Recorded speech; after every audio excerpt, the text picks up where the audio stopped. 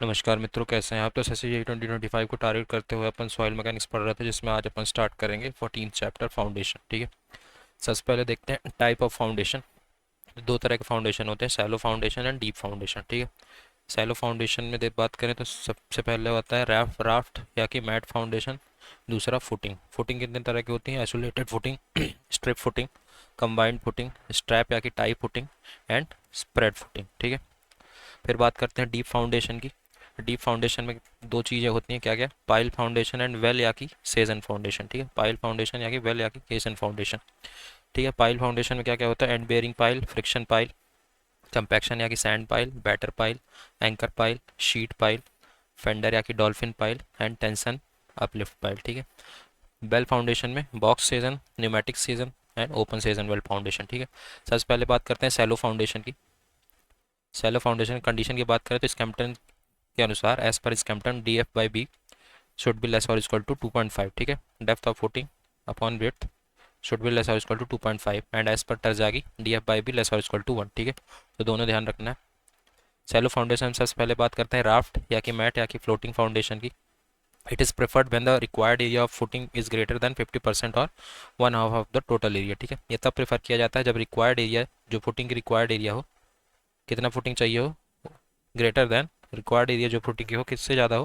Greater than 50% और one half of the total area. ठीक है। टोटल एरिया के 50% से ज़्यादा रिक्वायर्ड एरिया हो फुटिंग की। ठीक है। राफ्ट एरिया कब अडॉप्ट किया जाता है? जब settlement and weight of the structure is high and soil having low bearing capacity. जब सेटलमेंट ऑफ वेट इस स्ट्रक्चर का, सेटलमेंट हाई होता है और स्ट्रक्चर का वेट भी हाई होता है और सॉइल की बियरिंग कैपेसिटी काफ़ी लो होती है, तब राफ्ट फाउंडेशन अडॉप्ट किया जाता है। और कब किया जाता है? जब structure, when structure is situated in marshy land and in case of basement construction. ठीक है। जब स्ट्रक्चर मार्सी लैंड में सिचुएटेड हो और बेसमेंट कंस्ट्रक्शन हो रहा हो, तब राफ्ट फाउंडेशन का यूज़ किया जाता है। ठीक है। राफ्ट फाउंडेशन अडॉप्ट किया जाता है। The load of the structure has to be distributed over a large area. ठीक है। राफ्ट फाउंडेशन तब यूज़ किया जाता है जब लोड, स्ट्रक्चर का लोड को बहुत लार्ज एरिया में डिस्ट्रीब्यूट करना हो। ठीक है। The load of structure has to be distributed over a large area. ठीक है। Raft foundation is adopted when it is useful where large settlement is occurs on non-homogeneous soil and where large variation of loads on the individual column। ठीक है। Raft foundation का और कब use किया जाता है? जब लार्ज सेटलमेंट हो, कहाँ पे? नॉन होमोजेनियस सॉइल में, और लार्ज वेरिएशन हो लोड्स का ऑन इंडिविजुअल कॉलम, तब राफ्ट फाउंडेशन को अडॉप्ट किया जाता है। ठीक है। फिर फुटिंग की बात करते हैं। फुटिंग में सबसे पहले isolated footing. This type of footing is use to transmit and distribute load of individual column to the soil. ठीक है। आइसोलेटेड फुटिंग का यूज़ किया जाता है ताकि अपन इंडिविजुअल कॉलम के लोड को ट्रांसमिट और डिस्ट्रीब्यूट कर सकें सॉइल में। ठीक है। It is use when the bearing capacity of soil is high. ये तब यूज़ किया जाता है जब सॉइल की बेयरिंग कैपेसिटी हाई हो, तब अपन आइसोलेटेड फुटिंग को यूज़ कर सकते हैं। ठीक है। दूसरे टाइप ऑफ फुटिंग कौन सी है? स्ट्रिप या कि continuous footing. A strip footing is also provided for a row of column which one so closely space that their spread footing overlap or nearly touch each other. ठीक है। Strip footing को provide किया जाता है for row of column जो कि closely spaced हो, such that कि जो उसकी स्प्रेड फुटिंग जो है ओवरलैप कर रही हो या कि एक दूसरे से टच कर रही हो, तब स्ट्रिप या कि कंटिन्यूस फुटिंग प्रोवाइड करते हैं। ठीक है। फिर बात करते हैं कंबाइंड फुटिंग की। कंबाइंड फुटिंग का कब सुटेबल है? It is suitable when the area is limited and construction is to be near the boundary line of building. ठीक है। कंबाइंड फुटिंग तब सुटेबल है जब एरिया बहुत ही लिमिटेड हो और कंस्ट्रक्शन कहाँ पे हो रहा हो? Construction is done near the boundary line of the building. ठीक है। It is use when the two column are so close to each other that their individual footing would overlap. ठीक है। कंबाइंड फुटिंग तब use करते हैं जब दो column इतने क्लोज हों कि जो उनकी इंडिविजुअल फुटिंग एक दूसरे से ओवरलैप हो रही हो। ठीक है। केस ऑफ लोडिंग की बात करते हैं कंबाइंड फुटिंग में, तो अगर इक्वल लोडिंग है तो रेक्टेंगुलर फुटिंग प्रोवाइड करेंगे, शेप ऑफ फुटिंग रेक्टेंगुलर होगी। अनइक्वल लोडिंग है तो शेप ऑफ फुटिंग ट्रेपेजॉइडल होगी। ठीक है। फिर बात करते हैं चौथे टाइप की फुटिंग की, स्ट्रैप या कि कैंटिलीवर या कि tie footing. It is a type of combined footing and consisting of two और more column footing connected by a concrete beam, या जिसको स्ट्रैप बोलते हैं। ठीक है। ये एक तरह का कंबाइंड फुटिंग है और इसमें दो या दो से ज़्यादा कॉलम फुटिंग होते हैं जो कि कंक्रीट बीम से कनेक्टेड रहते हैं, जिसको स्ट्रैप बोलते हैं। ठीक है। Such footing is generally used to combine the footing of the outer column to the adjacent one so that the footing of the former does not extend in the adjoining property। ठीक है। इस तरह के footing को generally तब use करते हैं, कब यूज़ करते हैं? जब कंबाइन करना रहता है अपने को फुटिंग, आउटर कॉलम की फुटिंग को एडजेसेंट, जो उसके एडजेसेंट एडजेसेंट कॉलम है उससे, उसकी फुटिंग से कंबाइन करना रहता है ताकि वो एक्सटेंड ना हो जाए जो एडजॉइनिंग प्रॉपर्टी उसमें, तब अपन स्ट्रैप या कि कैंटिलीवर या कि टाई फुटिंग का यूज़ करते हैं। ठीक है, here strap is perfectly rigid and weightless. यहाँ पे जो स्ट्रैप होगा वो परफेक्टली रिजिड होना चाहिए और वेटलेस होना चाहिए। ठीक है, the interior footing is centrally loaded. Cantilever footing या कि स्ट्रैप फुटिंग में जो इंटीरियर फुटिंग होगा वो सेंट्रली लोडेड रहेगा। ठीक है, strap is not subjected to any direct soil pressure. Strap में कोई डायरेक्ट सॉइल प्रेशर नहीं लगना चाहिए। ठीक है, देन बात करते हैं स्प्रेड या कि पैड फुटिंग का। स्प्रेड या कि pad footing is not use where the high flow of ground water is found within the depth of foundation as it may result in scouring. ठीक है, स्प्रेड या कि pad footing वहाँ पे use नहीं करेंगे जहाँ पे high flow of ground water हो। ठीक है, with in the depth of foundation, क्योंकि इसकी वजह से स्काउरिंग हो जाती है। ठीक है, अब बात करते हैं contact pressure distribution and settlement की। टाइप ऑफ फुटिंग की बात करते हैं, अगर फ्लेक्सिबल फुटिंग है, क्ले में है, तो कॉन्टैक्ट प्रेशर यूनिफॉर्म होगा और सेटलमेंट जो होगा एज पे मिनिमम होगा और मैक्सिमम होगा सेंटर पे। ठीक है, एज पे मिनिमम इधर देख लेते हैं, यही बनाया गया है। ठीक है, तो कॉन्टैक्ट प्रेशर जो होगा वो यूनिफॉर्म होगा और सेटलमेंट जो होगा एज पे मिनिमम होगा और सेंटर पे मैक्सिमम होगा। मतलब क्ले के केस में, फ्लेक्सिबल के केस में क्ले सी बनाया गया है, सी। ठीक है, और सैंड के केस में minimum at centre, over on the side. Contact pressure uniform होगा, सेंटर पे मिनिमम होगा और एज पे मैक्सिमम होगा। तो मतलब उल्टा सी टाइप का, अगर ध्यान रखना है तो ऐसे ध्यान रख सकते हैं। ठीक है, देन बात करते हैं रिजिड फुटिंग की। रिजिड फुटिंग क्ले में कॉन्टैक्ट प्रेशर, रिजिड फुटिंग में जो सेटलमेंट होता है वो यूनिफॉर्म होता है और फ्लेक्सिबल फुटिंग में कॉन्टैक्ट प्रेशर यूनिफॉर्म होता है। ठीक है, क्ले में बात करें रिजिड फुटिंग में तो मिनिमम सेंटर पे मिनिमम होगा, ये रिजिड फुटिंग में सेंटर पे मिनिमम और एज पे मैक्सिमम। ठीक है, और सैंड की केस में बात करें तो एज पे मिनिमम होगा और मैक्सिमम होगा सेंटर पे, एज पे मिनिमम और मैक्सिमम सेंटर पे। ठीक है, ये अपने को दोनों याद रखना है। ठीक है, फिर बात करते हैं according to IS code 1904/1966 allowable settlement of foundation. Isolated footing है तो मैक्सिमम सैंड के केस में maximum settlement 40 mm, differential settlement 25 mm। Raft footing है सैंड के केस में तो maximum settlement 40 to 65 mm and differential settlement 25 mm। ठीक है, क्ले के केस में बात करते हैं तो आइसोलेटेड फुटिंग के केस में maximum settlement 65 mm and differential settlement 40 mm। ठीक है, डिफरेंशियल सेटलमेंट। और राफ्ट फुटिंग के केस में बात करते हैं क्ले में तो 65 to 100 mm मैक्सिमम सेटलमेंट और 40 mm डिफरेंशियल सेटलमेंट। ठीक है, अब एक नोट है वो देख लेते हैं। Permissible angular settlement for high framed structure should be less than 1/500। ठीक है, अब बात करते हैं type of settlement in foundation. Foundation में कितने तरह के सेटलमेंट होते हैं। सबसे पहले बात करते हैं इमीडिएट या कि शॉर्ट टर्म सेटलमेंट की।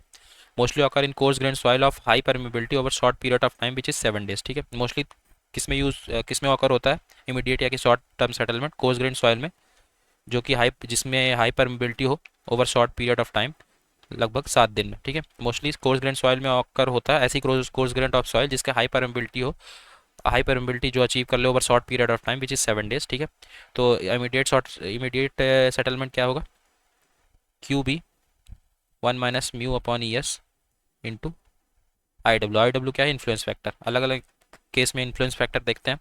अगर रिजिड फुटिंग का शेप सर्कुलर है तो इन्फ्लुएंस फैक्टर 0.88, स्क्वायर है तो 0.82, रेक्टेंगुलर में L/B का रेशियो 1.5 है तो इन्फ्लुएंस फैक्टर 1.06, अगर L/B का रेशियो 5 है तो इन्फ्लुएंस फैक्टर 1.7। ठीक है,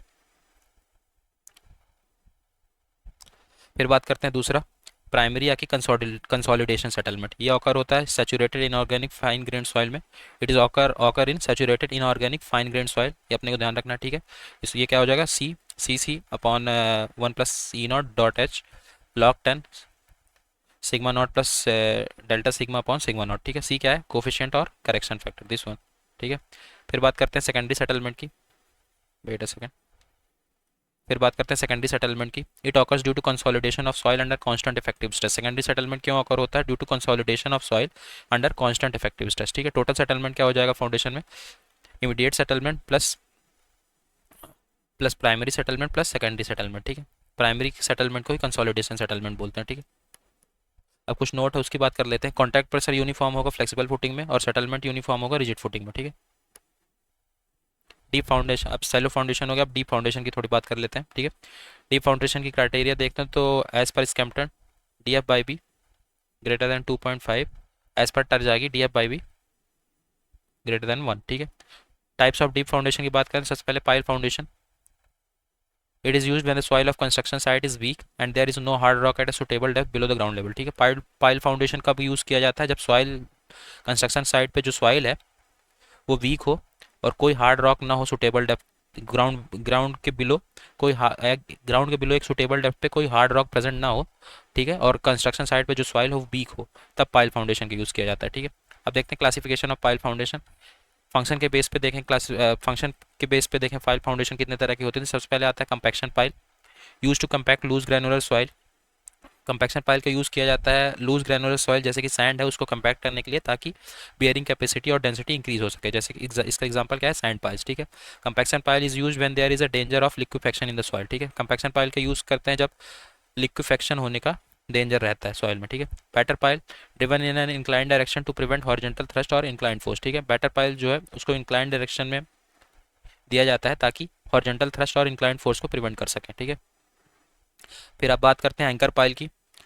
it is provided to protect the sheet pile from the horizontal pressure coming on the wall or retaining wall. ये प्रोवाइड किया जाता है ताकि क्या प्रोटेक्ट कर सकें, to protect the sheet pile from horizontal pressure, sheet pile को horizontal pressure से प्रोटेक्ट कर सकें which is coming on the wall or retaining wall, ठीक है। एंकर पाइल प्रोवाइड किया जाता है ताकि हॉरिजॉन्टल प्रेशर जो सीट पाइल पे आता है उसको प्रोटेक्ट कर सके, ठीक है।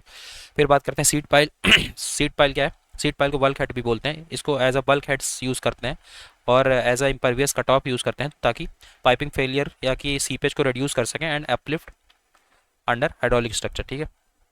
तो इसका यूज़ करते हैं एज अ बल्क हेड या कि इम्परवियस कट ऑफ्स की तरह यूज़ करते हैं टू रिड्यूस पाइपिंग फेलियर और seepage and uplift under hydraulic structure, ठीक है, ताकि पाइपिंग फेलियर या कि सीपेज को रिड्यूस कर सकें और अपलिफ्ट जो कि अंडर हाइड्रोलिक स्ट्रक्चर होता है उसको रिड्यूस कर सकें। इसके लिए सीट पाइल यूज़ होती है, ठीक है। फिर बात करते हैं फेंडर या कि dolphin pile, use to protect water front structure against the impact from ship or other floating objects, ठीक है। फेंडर या कि डॉल्फिन पाइल का यूज़ करते हैं ताकि वाटर फ्रंट स्ट्रक्चर को प्रोटेक्ट कर सके जो कि शिप्स या कि जो बाकी फ्लोटिंग ऑब्जेक्ट्स हैं उसके इम्पैक्ट की वजह से होते हैं, इम्पैक्ट की वजह से जो डैमेज होते हैं उनको प्रोटेक्ट करने के लिए फेंडर या कि डॉल्फिन पाइल को प्रोवाइड किया जाता है, जैसे कि शिप या कि बोट पे, ठीक है। फिर बात करते हैं अपलिफ्ट या कि tension pile. It is use to anchor down the structure subjected to hydrostatic uplift pressure or overturning forces, ठीक है। इसका यूज अपलिफ्ट या कि टेंशन पाइल का यूज़ किया जाता है ऐसे स्ट्रक्चर में जिसमें क्या लग रहा हो, अपलिफ्ट प्रेशर लग रहा हो या कि ओवरटर्निंग फोर्स लग रहा हो, ठीक है। हाइड्रोस्टैटिक अपलिफ्ट प्रेशर लग रहा हो या कि ओवरटर्निंग फोर्स लग रहा है, ठीक है। ऐसे स्ट्रक्चर में यूज़ किया जाता है, ठीक है। अब वेट अ सेकेंड, थोड़ा चार्ज लगा लिया जाए।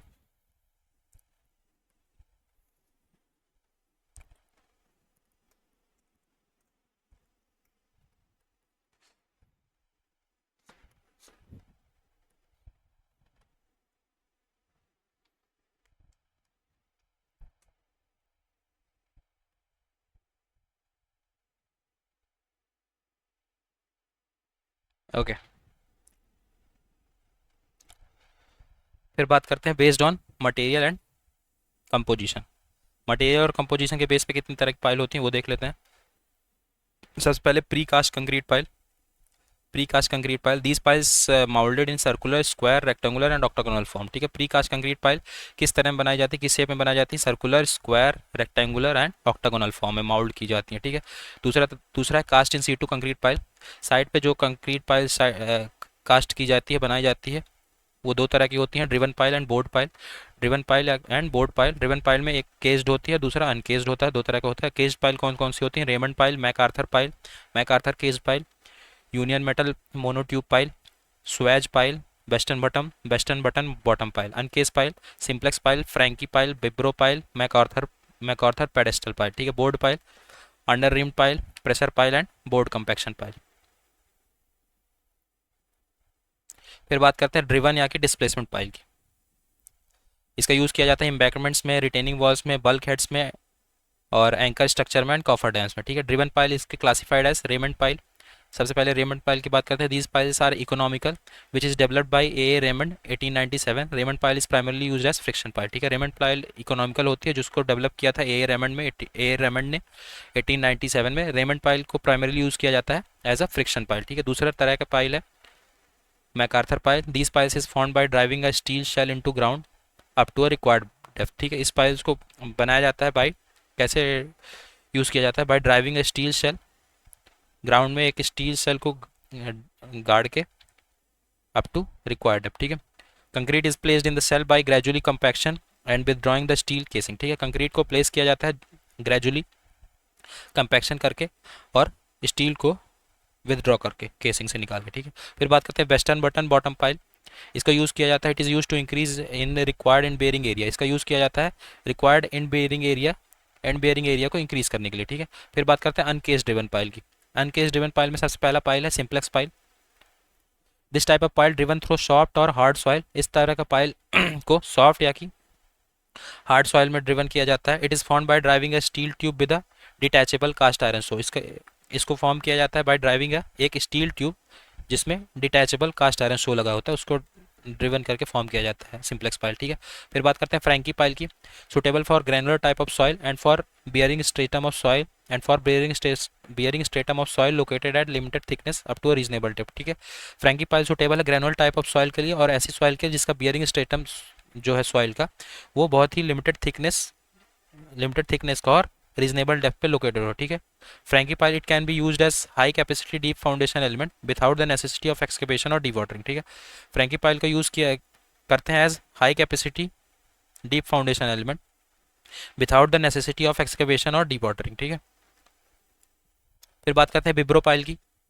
It is use where the ground is soft thus offering little frictional resistance to the flow of concrete, ठीक है। ये विब्रो पाइल का यूज़ वहाँ किया जाता है जहाँ पे ग्राउंड सॉफ्ट हो, दस बहुत ही कम फ्रिक्शनल रेजिस्टेंस प्रोवाइड करता है ये, ठीक है, to the flow of concrete, ठीक है।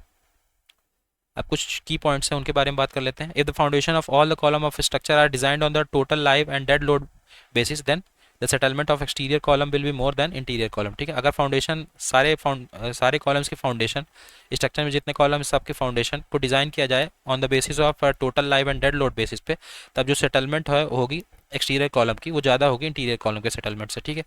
The soil having SPT values in between 0 and 2 will have consistency very soft, ठीक है। ऐसी सॉइल जिसकी एसपीटी वैल्यूज 0 और 2 के बीच में है उसकी कंसिस्टेंसी बहुत ही सॉफ्ट होगी, ठीक है। The piles which are found by driving a casing with a closed bottom end into the soil is driven and cast inside piles, ठीक है। ऐसी पाइल्स जिसको फॉर्म क्लिया जाता है by driving a casing with a closed bottom end soil में, उसको क्या बोलते हैं, driven and cast inside pile, ठीक है। For loose soil the formula use to find the minimum depth of foundation is Rankine's formula. Loose soil के लिए जो फार्मूला यूज किया जाता है मिनिमम डेप्थ ऑफ फाउंडेशन को फाइंड करने के लिए कौन सा फार्मूला यूज किया जाता है, रैंकाइंस फार्मूला, ठीक है। Sheet pile wall are used as retaining wall for water front construction, ठीक है। सीट पाइल वॉल को यूज करते हैं कैसे, retaining wall for water front construction की तरह यूज करते हैं, ठीक है। In a plate load test if the value of N lies between 15 to 30 number of plates to be used are 3, ठीक है। प्लेट लोड टेस्ट में अगर एन की वैल्यू 15 से 30 के बीच लाई करती है तो नंबर ऑफ प्लेट कितना यूज करेंगे, 3, ठीक है। फिर बात करते हैं बोर्ड या कि रिप्लेसमेंट पाइल की। These piles are use primarily in cohesive subsoil for the formation of friction pile, ठीक है। बोर्ड या कि रिप्लेसमेंट पाइल को प्राइमरली यूज करते हैं कोहेसिव सब सॉइल में for the formation of friction pile. कुछ नोट है उसकी बात कर लेते हैं।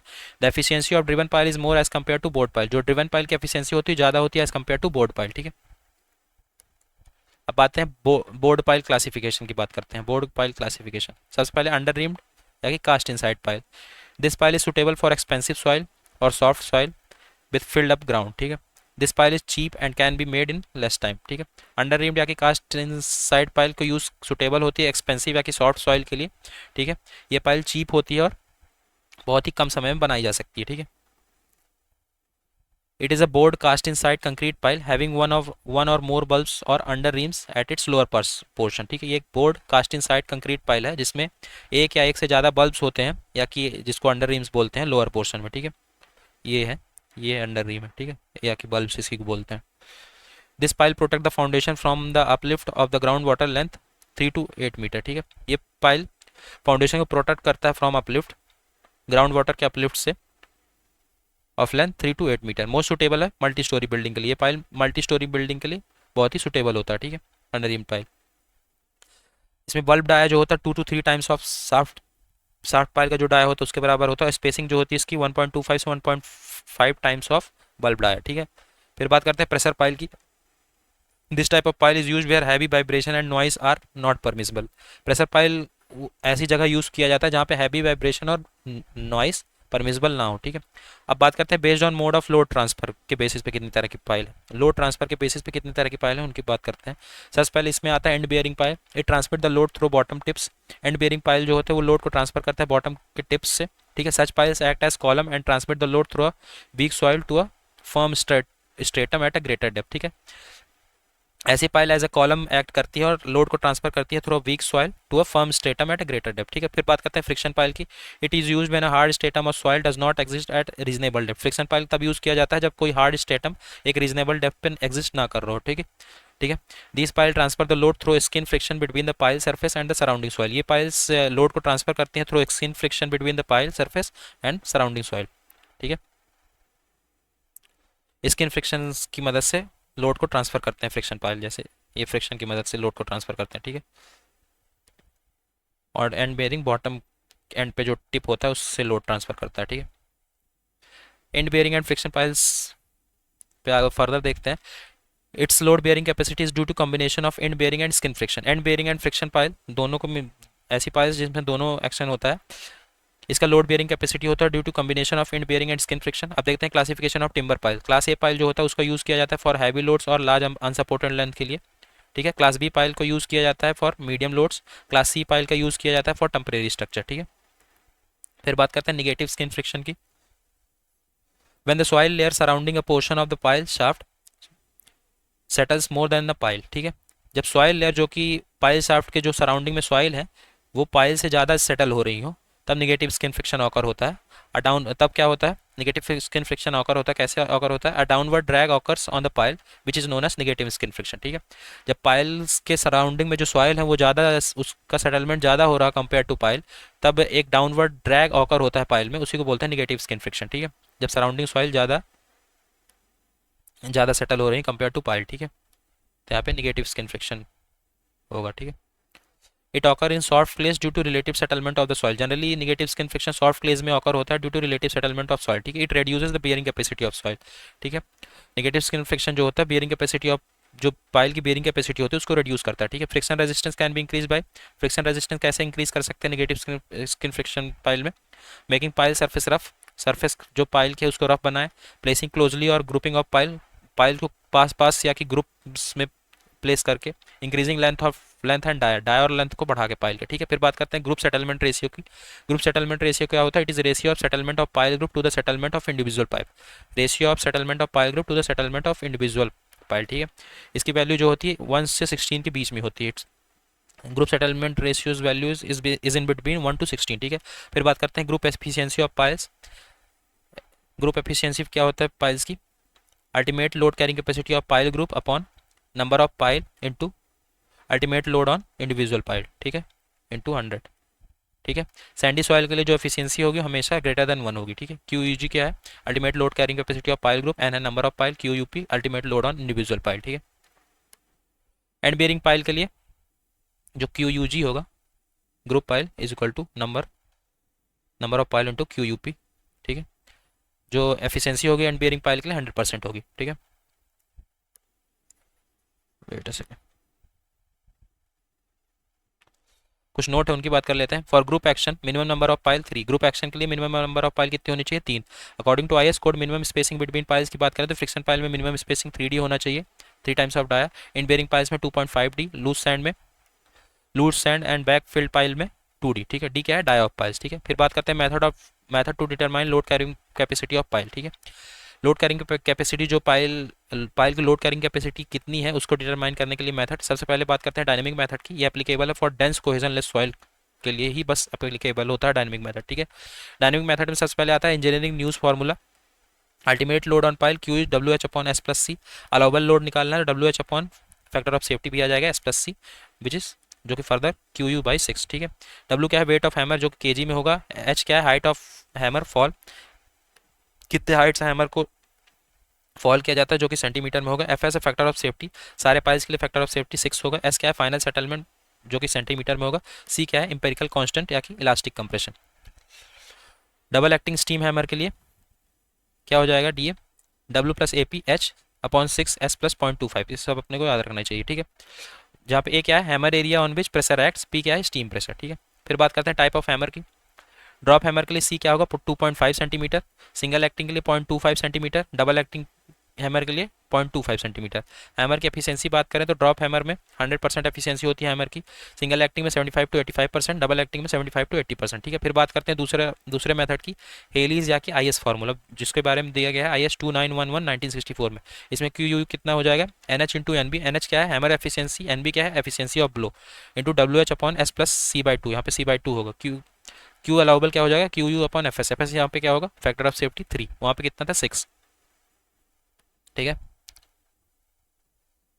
यहाँ पे एफिशिएंसी ऑफ ब्लो कितना क्या होगा, energy of, it is ratio of energy of hammer after impact upon energy of hammer just before impact. ठीक है, NB W+E² P upon W+P, दूसरी तरह से भी निकाल सकते हैं NB को, W ग्रेटर देन EP। ठीक है, तो ये फर्दर कितना आ जाएगा, W+E² P अपॉन W+P। ठीक है, W+E² P upon W+P minus W minus EP का होल स्क्वायर अपॉन W+P का होल स्क्वायर, जहाँ पे W, अगर W लेस देन EP है। ठीक है, W ग्रेटर देन EP है तो this formula, and W less than EP है तो दिस फार्मूला। ठीक है, W क्या है, weight of hammer in kg, P है weight of pile plus pile cap, और E है कोफिशिएंट ऑफ रेस्टिट्यूशन। ठीक है, फिर बात करते हैं दानिश फार्मूला की, तो QU कितना होगा, WH NH मतलब efficiency of hammer upon S plus S0/2। ठीक है, फिर मेन अपने को डायनेमिक मेथड में इंजीनियरिंग न्यूज फार्मूला याद रखना है। ठीक है, तो बाकी भी याद ही रखना।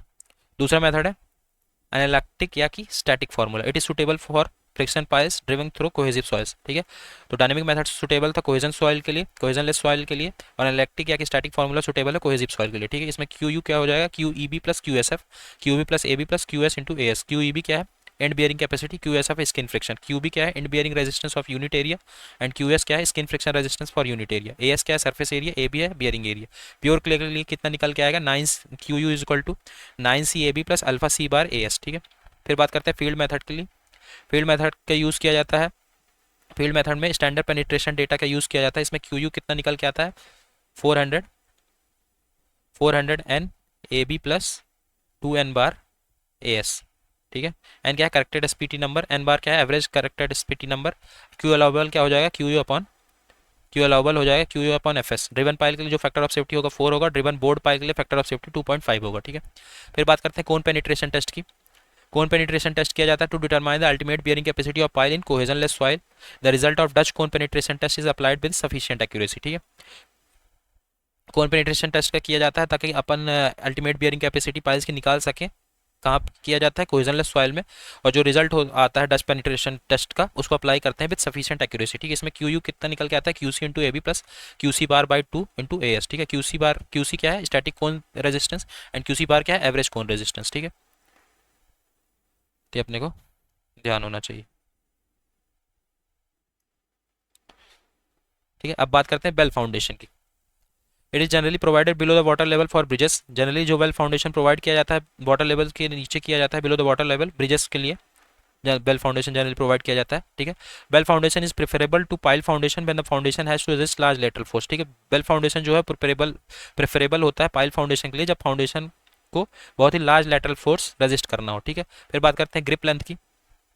The depth of bottom portion of well from the scour level is called grip length. ठीक है, जो डेप्थ होता है, जो बॉटम पोर्शन की डेप्थ होती है बेल की, जो कि कहाँ पे, स्काउर लेवल से जो बॉटम पोर्शन की डेप्थ होती है उसको बोलते हैं ग्रिप लेंथ। ठीक है, it is use for developing sufficient passive resistance to counteract the overturning movement due to horizontal force at well top. ठीक है, इसका यूज किया जाता है ताकि एक सफिशिएंट पैसिव रेजिस्टेंस डेवलप कर सके, ताकि ओवर टर्निंग मूवमेंट जो है उसको काउंटर एक्ट कर सके, जो कि हॉरिजॉन्टल फोर्स की वजह से लगता है एट बेल टॉप पे, जो कि हॉरिजॉन्टल फोर्स की वजह से लगता है। ठीक है, ग्रिप लेंथ की बात करें बेल फाउंडेशन में कितना होगा, रेलवे ब्रिज के लिए 50% ग्रिप लेंथ होती है और रोड ब्रिज के लिए 30% होती है। ठीक है, फिर बात करते हैं बेल केजन की।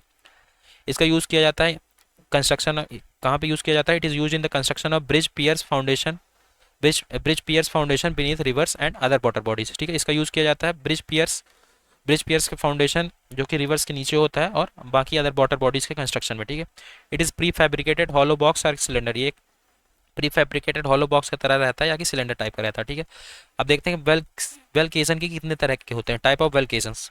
ठीक है, सबसे पहले ओपन केसन, इसको बेल फाउंडेशन भी बोलते हैं ओपन केसन को। ओपन केसन एक बॉक्स है जो कि ओपन रहता है बोथ टॉप एंड बॉटम दोनों तरफ से ओपन रहता है, ठीक है।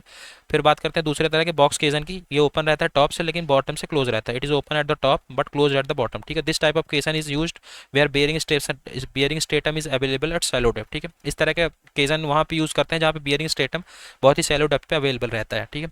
फिर बात करते हैं न्यूमेटिक केसन की। Its lower end designed as a working chamber in which compressed air is force to prevent the entry of water and thus excavation can be done in dry condition, ठीक है।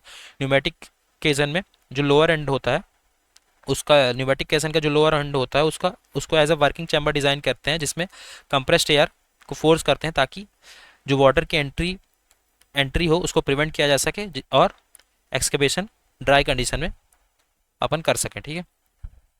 तो pneumatic केसन में जो lower and होता है उसको as a working chamber design करते हैं, ठीक है, जिसमें कंप्रेस्ड एयर को भरा जाता है फोर्सफुली ताकि वाटर की एंट्री प्रिवेंट कर सकें और एक्सकवेशन को ड्राई कंडीशन में अपन, मतलब सॉइल को एक्सकेवेट कर सकें ड्राई कंडीशन में, ठीक है। अब देखते हैं components of well foundation. Well foundation के कंपोनेंट्स देख लेते हैं। ये पियर है, ये बेल कैप है, this one is well cap. यहाँ पे क्या है, ये टॉप प्लग है, और दिस वन ये है स्टिंग। ये क्या है, सैंड फिलिंग है, ये कर्व है, curve. This one is cutting edge and this one is bottom plug, ठीक है। ये कंपोनेंट है बेल के, ठीक है। अब इनके बारे में देख लेते हैं। वेल स्टिंग, ये क्या है, it is the outer wall of the well which transfer the load to the सब सॉइल, ठीक है। Well steining, wait a second,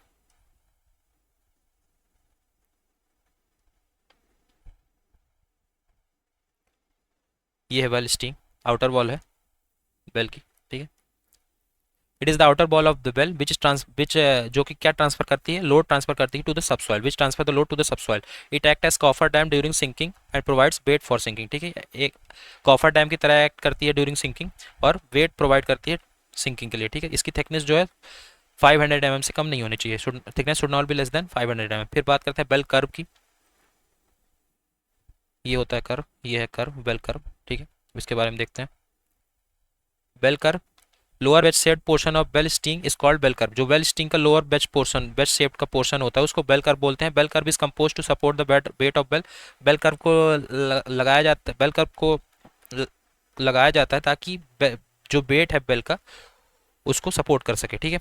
75 to 100 mm offset is provided with the well curb to facilitate well sinking. 75 to 100 mm offset provide किया जाता है bell curve के साथ ताकि bell sinking को फैसिलिटेट कर सके, ठीक है। फिर बात करते हैं कटिंग एज की।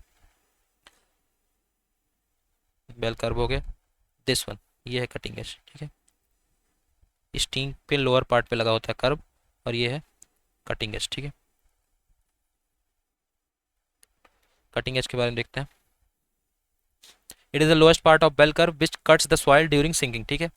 कटिंग एज जो होता है लोएस्ट पार्ट होता है बेल कर्व का जो कि सिंकिंग के दौरान सॉइल को कट करता है, ठीक है। फिर बात करते हैं बॉटम प्लग की।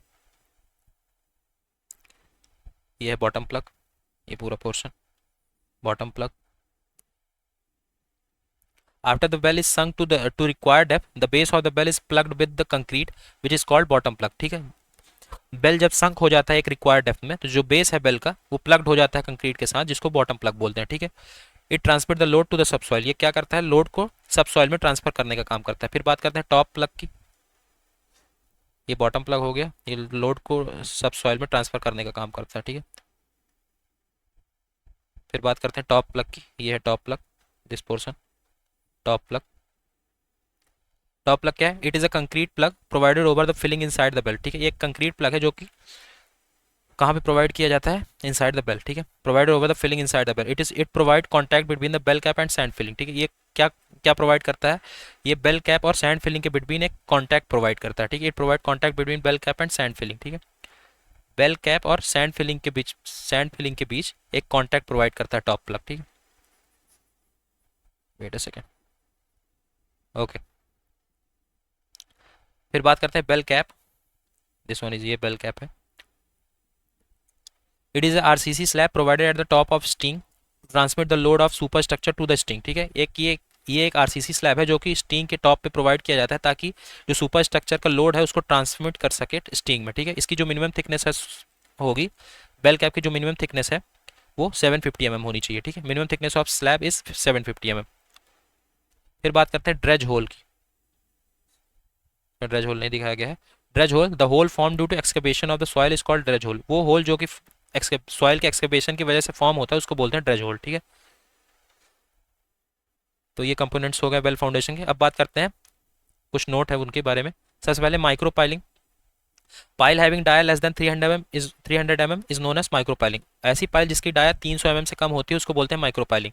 ठीक है। Reinforcement and cement grout are the major component of micro pile. Reinforcement और सीमेंट ग्राउट मेजर कंपोनेंट होते हैं माइक्रो पाइल की। It is install at any angle. Micro pile को किसी भी एंगल में इंस्टॉल किया जा सकता है। ठीक है। फिर बात करते हैं ग्रिलेज फाउंडेशन की। ग्रिलेज फाउंडेशन एक स्पेशल टाइप का आइसोलेटेड फुटिंग है। Grillage foundation is a special type of isolated footing. Spread foundation का एक स्पेशल टाइप है। It consist of 2 or more tier of beams laid at right angle to distribute the load over large area. ठीक है। इसमें क्या होता है, 2 या 2 से अधिक टायर बीम के टायर्स होते हैं जो कि राइट एंगल पे बिछाए जाते हैं ताकि लोड को डिस्ट्रीब्यूट कर सकें अपन लार्ज एरिया में। ठीक है। Generally it is use for heavy loaded steel stanchion and where bearing capacity of soil is very poor. Generally grillage foundation को वहाँ पे यूज़ करते हैं जहाँ पे हैवी लोड स्टील का स्टैंक्शन हो, हैवी लोड स्टील का कॉलम हो, और जहाँ पे बियरिंग कैपेसिटी सॉइल की बहुत पुअर हो, वहाँ पे ग्रिलेज फाउंडेशन का यूज़ करते हैं। इसकी डेप्थ जो होती है 1 से 1.5 मीटर होती है। 1 से 1.5 मीटर तक ग्रिलेज फाउंडेशन की डेप्थ होती है। 1 to 1.5 मीटर डेप्थ होती है ग्रिलेज फाउंडेशन की। ठीक है। तो यहाँ पे अपना फाउंडेशन का बेसिक पार्ट कंप्लीट होता है। मेनली डीप फाउंडेशन वाली चीज़ें कंप्लीट होती हैं। अब नेक्स्ट चैप्टर में अपन देखेंगे bearing capacity. Thank you so much.